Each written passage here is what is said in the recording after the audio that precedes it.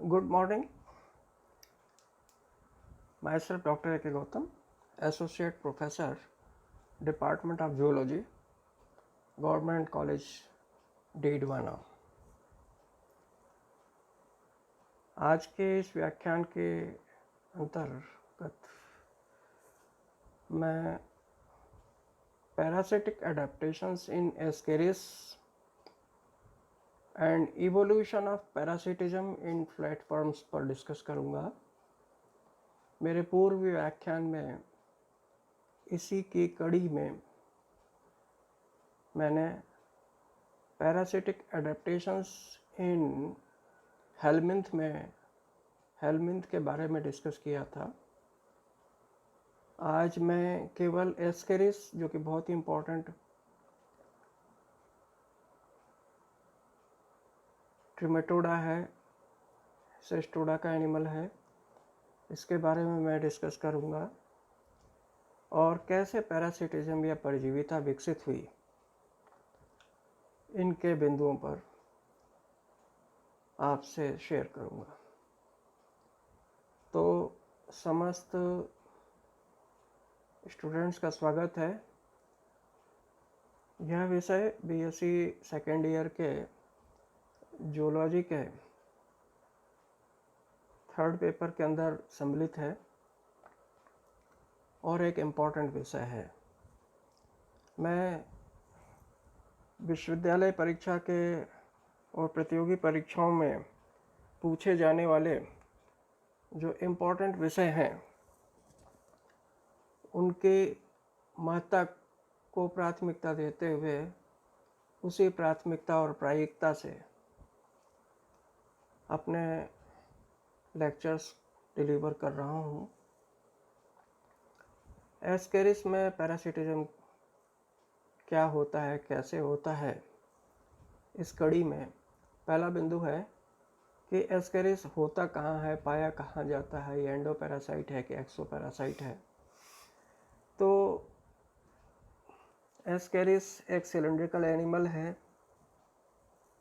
एस्केलिया हेलमिंथीस में आता है और मनुष्य में आंत में पाए जाने वाला अंतः परजीवी है, एंडोपैरासाइट है। इसके मुख में ट्राइरेडिएट लिप्स की उपस्थिति,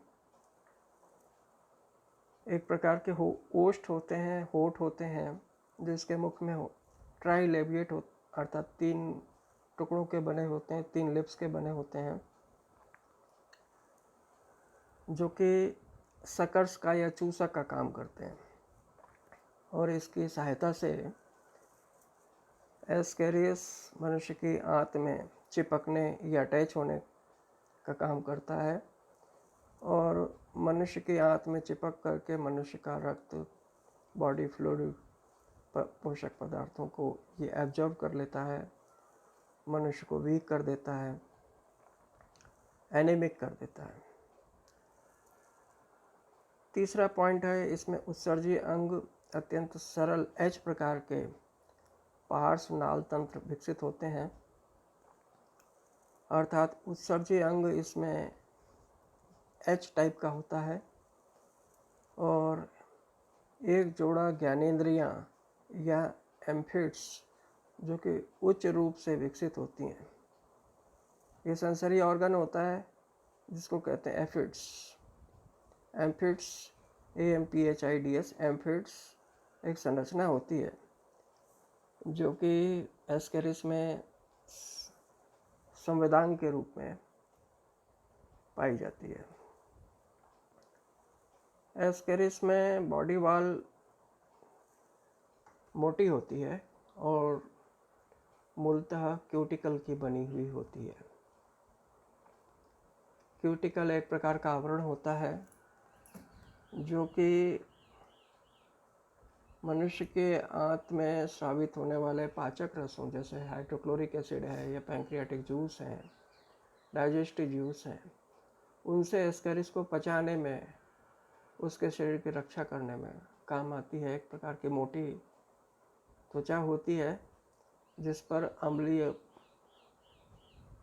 एवं पाचक रसों का प्रभाव नहीं पड़ता है इसलिए इसकी बॉडी वॉल मोटी होती है। यह अपने भोजन के रूप में अपने होस्ट का या परपोषी का ब्लड, रक्त तथा उसके आहार नाल का तरल भोजन ग्रहण करता है। आप जानते हैं पैरासाइट करते क्या है, और ये अंतः पैरासाइट है, एंडोपैरासाइट है। तो एंडोपैरासाइट शरीर के अंदर, होस्ट के शरीर के अंदर पाए जाते हैं, और जैसा कि भी मैंने थोड़ी देर पहले पूर्व में उल्लेखित किया कि ये अपने सकर्स के द्वारा होस्ट अर्थात मनुष्य की आंत के अंतः स्तर से चिपकता है और मनुष्य की आंत में अपना मुख धंसाकर, कुरेद कर उसके आंत से पोषक पदार्थ और एवं ब्लड का शोषण करता है। फ्लूइड ईटर कहलाता है, ये तरल रूप से भोजन ग्रहण करता है। अगला पॉइंट है इसमें, एस्केरिस एनारोबिक श्वसन करता है। अब आपको मैंने पूर्व के व्याख्यानों में भी बताया था, पुनः उल्लिखित कर रहा हूँ, पुनः रिपीट कर रहा हूँ, दोहरा रहा हूँ। ध्यान रखें कि जो पैरासाइट शरीर के अंदर, परपोषी के शरीर के अंदर, होस्ट के शरीर के अंदर पाए जाते हैं, वहाँ श्वसन के लिए ऑक्सीजन का अभाव होता है। तो फिर ये जिंदा रहने के लिए रेस्पिरेशन कैसे करेंगे? तो इसमें बिना ऑक्सीजन के रेस्पिरेशन होता है, जिसको कहते हैं एनारोबिक रेस्पिरेशन। तो ये बहुत इंपॉर्टेंट पॉइंट है, इनमें एनारोबिक रेस्पिरेशन होता है। इन एनिमल्स में जननांग अत्यधिक विकसित प्रकार के होते हैं। ये एस्केरिस बहुत ज़्यादा तादाद में अंडे देते हैं और ये इंटेस्टाइन के अंदर ही देते हैं, मनुष्य की आंत के अंदर ही। और जैसा कि आपको पता होगा कि बच्चों के या जो दूषित जल का सेवन कर लेते हैं मनुष्य, तो दूषित जल में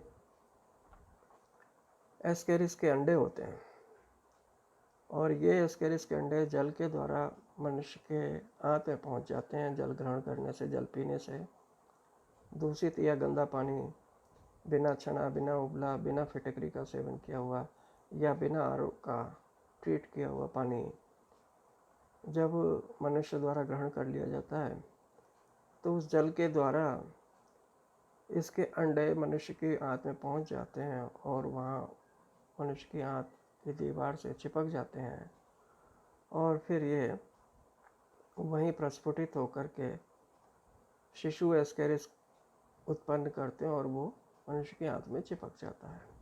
इस प्रकार से मनुष्य में संक्रमण होता है। तो इनके जननांग अत्यधिक विकसित प्रकार के होते हैं और एस्केरिस बहुत ज़्यादा तादाद में, बहुत ज़्यादा संख्या में अंडे देते हैं, जो कि उसकी संतति को बनाए रखने में, पैरासिटिज्म को मेंटेन रखने में काम आते हैं। अब परजीविता का विकास कैसे हुआ? Evolution of parasitism in flatworms. चपटे कृमियों में पैरासिटिज्म विकसित कैसे हुई, परजीविता विकसित कैसे हुई, यह इवोल्यूशन का विषय भी समझें।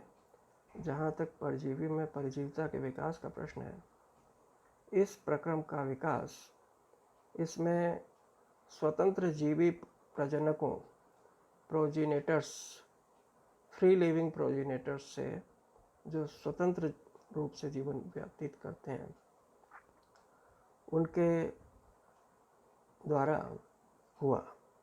इसी प्रकार अंतः परजीवी रूप उन स्वतंत्र जीवी रूपों का परिणाम है, जो कभी अचानक ही परपोषी के शरीर में प्रवेश कर गए थे। हुआ ये कि कभी दूषित जल या भोजन, दूषित भोजन या दूषित मीट के द्वारा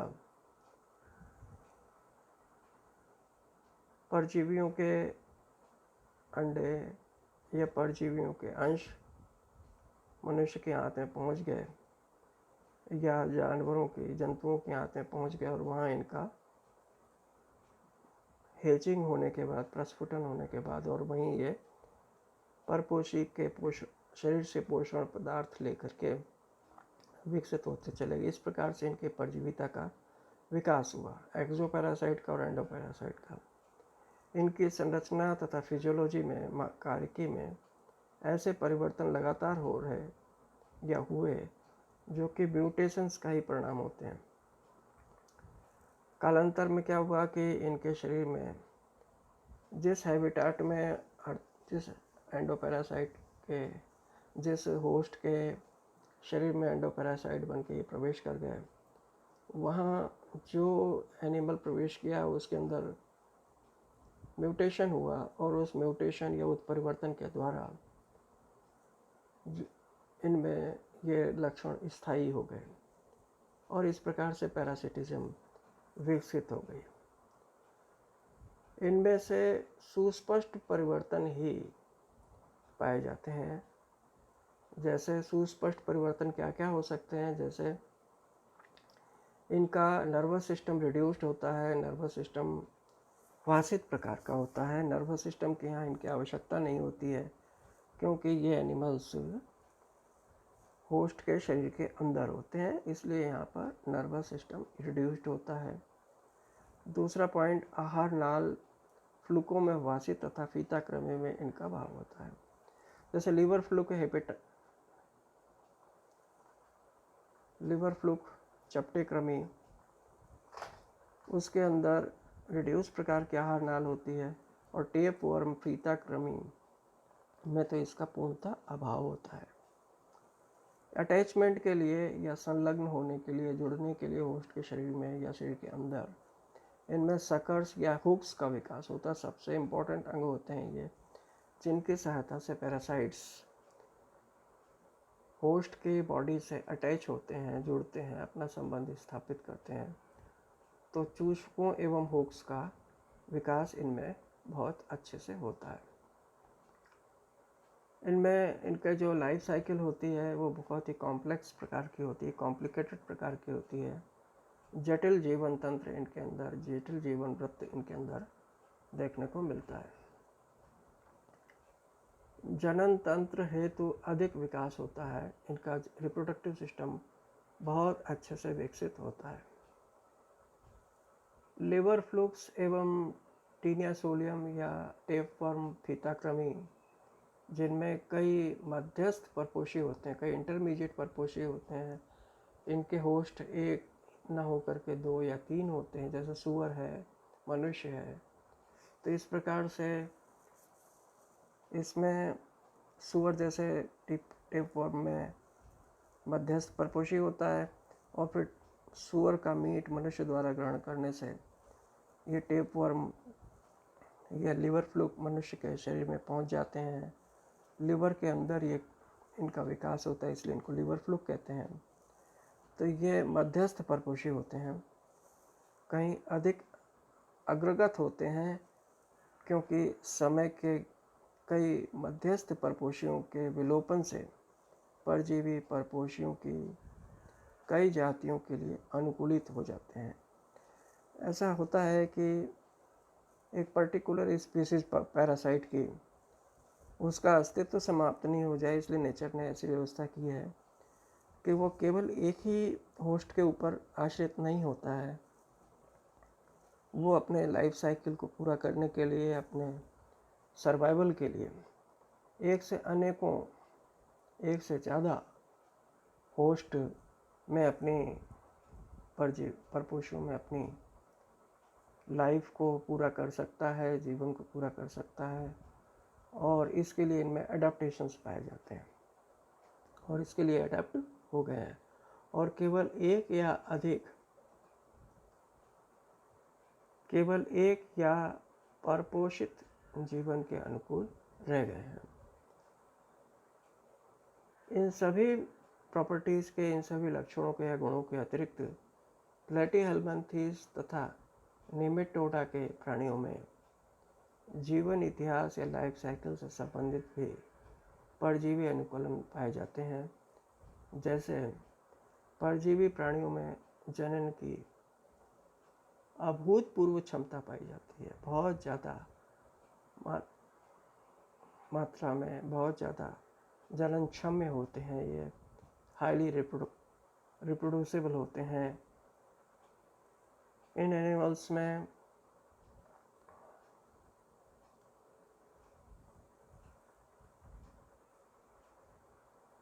केवल एक या परपोषित जीवन के अनुकूल रह गए हैं, और इन सभी गुणों के अतिरिक्त प्लेटिहेल्मिन्थेस और ट्रिमेटोडा के प्राणियों में जीवन इतिहास से संबंधित भी परजीवी अनुकूलन पाए जाते हैं। ये परजीवी अनुकूलन क्या है? परजीवी प्राणियों में जनन की अभूतपूर्व क्षमता पाई जाती है। और दूसरा पॉइंट है, प्रत्येक सेगमेंट में नर एवं मादा जननांगों का होना, अर्थात एक ही शरीर के ऊपर मेल और फीमेल सेक्स ऑर्गन्स का होना एक से ज़्यादा होस्ट से अपनी प्रजाति को नष्ट होने के भय के कारण भी होता है। ये एक ही शरीर के ऊपर, जैसे टीनिया सोलियम के ऊपर ग्रेविड प्रोग्लोटिड जो होता है, उसका परिपक्व देहखंड जो होता है टीनिया सोलियम का फीता क्रमिका, उसके शरीर पर जो रिप्रोडक्टिव ऑर्गन्स होते हैं, मेल और फीमेल सेक्स ऑर्गन्स होते हैं, वो एक ही एनिमल पर स्थित होता है। तो उसका ये लाभ होता है कि इनकी प्रजाति समाप्त नहीं होती है, मेंटेन रहती है। तो ये इनकी कुछ खास बातें हैं परजीविता के विकास से संबंधित।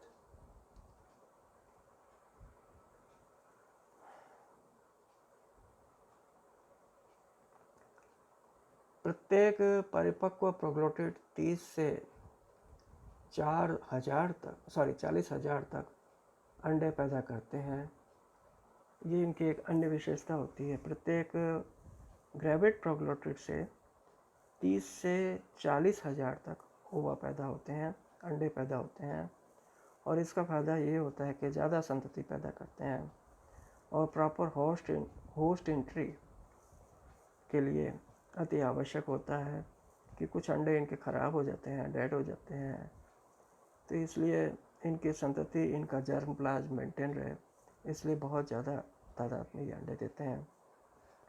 और दूसरा फ़ायदा ये है कि इनकी स्पीसीज़ के फैलाव को भी सुनिश्चित करते हैं, एंश्योर करते हैं।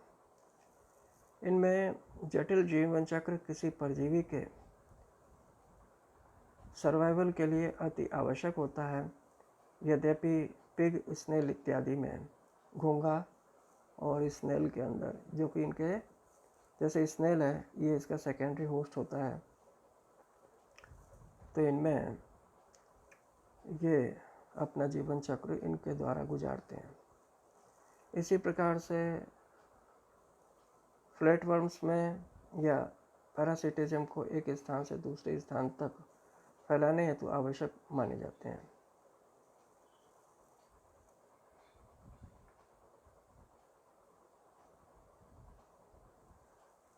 एस्केरिस में क्यूटिकल का मोटा होना, सीलिया का अनुपस्थित होना, जननांगों की अनुपस्थिति, तंत्रिका तंत्र का अविकसित होना आदि परजीवी अनुकूलन कहलाए जाते हैं। और एस्केरिस यद्यपि परजीवी होता है, परंतु इनकी पैरासाइटिक डिग्री बहुत ही निम्न कोटि की होती है, पुअर क्वालिटी की होती है। इनमें एस्केरिस में परजीवी होते हैं, परंतु इनकी पैरासाइटिक डिग्री पुअर क्वालिटी की नहीं होती है। अतः यह परजीवी अनुकूलन 1000 क्वालिटी रखते हैं। तो ये है इनकी खासियतें जो कि आपको ध्यान रखनी है। पैरासाइटिक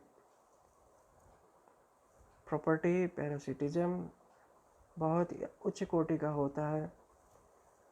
इनके अंदर क्यूटिकल मोटी होती है, सीलिया अनुपस्थित होते हैं, रिप्रोडक्टिव ऑर्गन्स अनुपस्थित होते हैं, तंत्रिका तंत्र का अविकसित होना आदि परजीवी अनुकूलन होते हैं, और बहुत ज़्यादा तादाद में ये अंडे देते हैं। Thank you very much.